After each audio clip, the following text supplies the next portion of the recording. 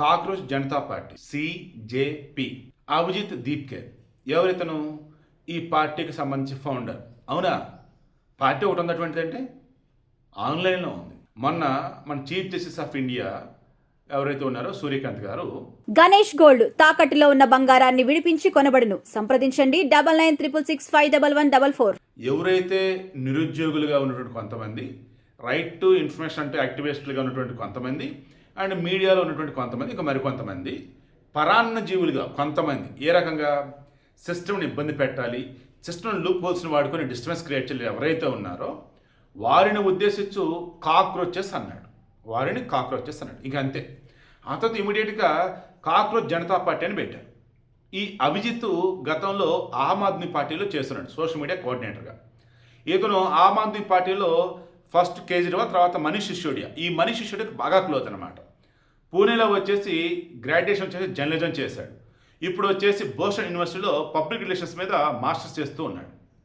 అయితే ఇతను ఈ కాక్రోచ్ జనతా పార్టీని అబ్రాడ్ అమెరికా నుంచి రన్ చేస్తామని చెప్పేసి ఒక టాకు. లోకల్గా ఉన్నటువంటి జనరేషన్ జెడ్ వాళ్ళు, జెన్జీ వాళ్ళు లేదు ఇక్కడి నుంచి రన్ చేస్తున్నారు కొంతమంది. ఇలా చెప్పుకుంటూ పోతే ఈరోజు ఏదైతే అకౌంట్ ఉందో ట్విట్టర్లో, దట్ మీన్స్ ఎక్స్లో కాక్రోచ్ జనతా పార్టీ అకౌంట్ 10 మిలియన్లు దాటేసింది. 4 రోజుల్లో 10 మిలియన్లు అంటే 1 కోటి మంది దాటేసింది. మామూలుగా జనతా పార్టీ అన్నప్పుడు అతి ఎక్కువ మంది సభ్యత్వం కలిగినటువంటి రాజకీయ పార్టీ అంటారు వరల్డ్లో. దానికే 8.8 మిలియన్ సబ్స్క్రైబర్లు, అంటే 88 లక్షలు. మరి కాక్రోచ్ జనతా పార్టీకి ఎక్కడి నుంచి 10 మిలియన్లు వచ్చారంటే అదే ఇక్కడ డౌట్.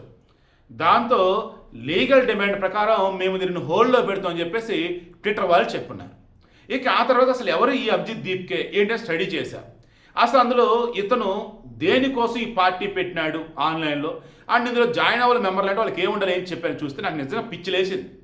ఒకప్పుడు ఇతను అరవింద్ కేజ్రీవాల్, ఆమె కిరణ్ బేడి, ఇక మరి కొంతమంది కలగలిపి ఒక పెద్ద ఆయన ఉండేవాడు ముసలి ఆయన పేరు చెప్పేసి వీళ్ళు అవినీతి మీద పోరాడుతున్నామా అది ఇదే అన్నారు.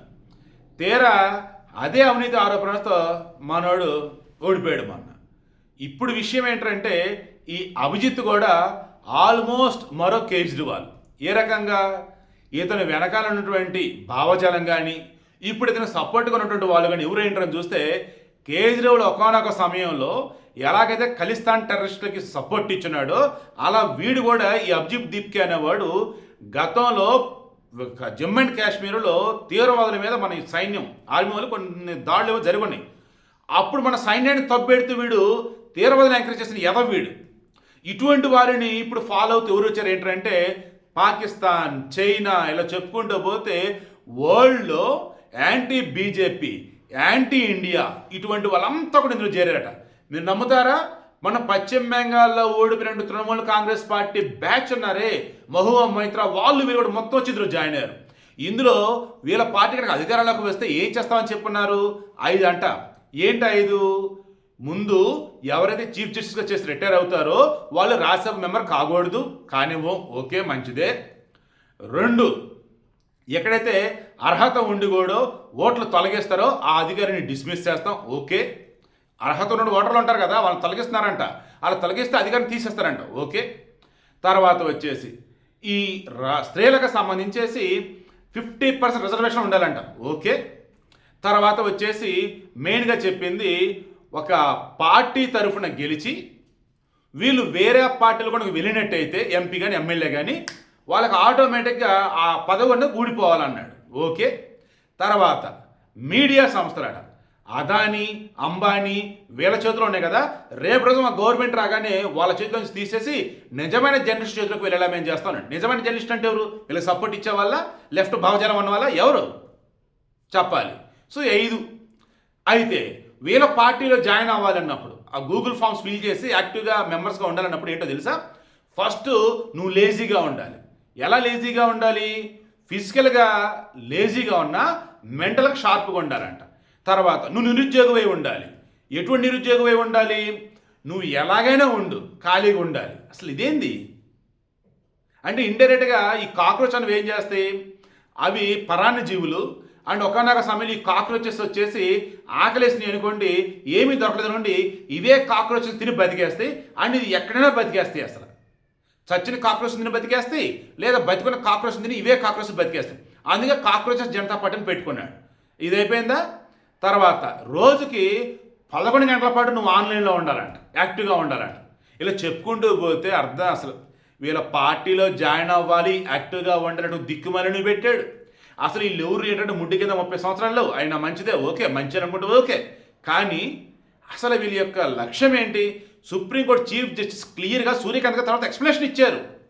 నేను పరాన్న జీవులను ఎవరని అన్నాను, కాక్రోచెస్ ఎవరని అన్నాను అన్నప్పుడు సిస్టమ్ని ఇబ్బంది పెడుతూ ఆ రకమైనటువంటి బ్లాక్మెయిల్ చేస్తూ ఎవరైతే బతుకుతున్నారో నేను వాళ్ళని అన్నావు రా బాబు, మామూలుగా ఎవరిని అనలేరు బాబు వాళ్ళు అన్నారు. అయినా సరే దేశం మీద విద్వేషంతో, బీజేపీ మీద కోపంతో చీఫ్ జస్టిస్ చెప్పినటువంటి మంచి మాటలకు విరుద్ధంగా ఎక్కడో ఉండి దేశం మీద కుట్ర పనడం కోసం ఇదిగో ఈ రకం పార్టీని రెడీ చేశారు. ఇప్పుడైతే ట్విట్టర్లో వాళ్ళకి వచ్చేసి 10 మిలియన్లు చేరగానే లీగల్గా ప్రాబ్లం ఉందని చెప్పి విధిహేళలో పెట్టారు. ఇక ఆ తర్వాత ఫేస్బుక్, యూట్యూబ్, ఇన్స్టాగ్రామ్ ఏమో నడుస్తూనే ఉన్నాయి, కానీ మెయిన్ ట్విట్టర్ అన్నమాట అది ఇప్పుడు విధిహేళలో పెట్టేశారు, లీగల్గా ప్రాబ్లం ఉంది. ఓవరాల్గా నేను చెప్పేది ఏంటంటే జాగ్రత్త. మీ పిల్లలు ఎవరితో స్నేహంలో ఉన్నారు, మీ పిల్లలు ఏ అంశాలతో డిస్కస్ చేస్తున్నారు, మీ పిల్లలు ఎవరు ట్రాప్లో ఉన్నారు, ఎవరు ట్రాక్లో వెళ్తున్నారు, జాగ్రత్తగా చూసుకోండి. ఈ జనరేషన్ జడ్ని చెడగొడటం కోసం చెత్త విధాలా మన ఇండియాలో ప్రయత్నిస్తూనే ఉన్నారు, కానీ చెడిపోవట్లేదు. నేపాల్, శ్రీలంక, మరికొన్ని చోట్ల మన బంగ్లాదేశ్ వాళ్ళ ఆటలు నడిచాయి. బట్ ఇండియాలో జనరేషన్ జెడ్ అంతా కూడా దేశభక్తులు. ఇండియాలో జనరేషన్ జెడ్ అంతా కూడా కోర్స్ అవునన్నా కాదన్నా వేడికి కొంచెం ఫేవర్గానే ఉన్నారు. అండ్ సనాతన ధర్మానికి కట్టుబడి ఉన్న వాళ్ళు ఎక్కువ ఉన్నారు. దానివల్లే దేశం సురక్షితంగా ఉంది, ఎప్పటికీ ఉంటుంది.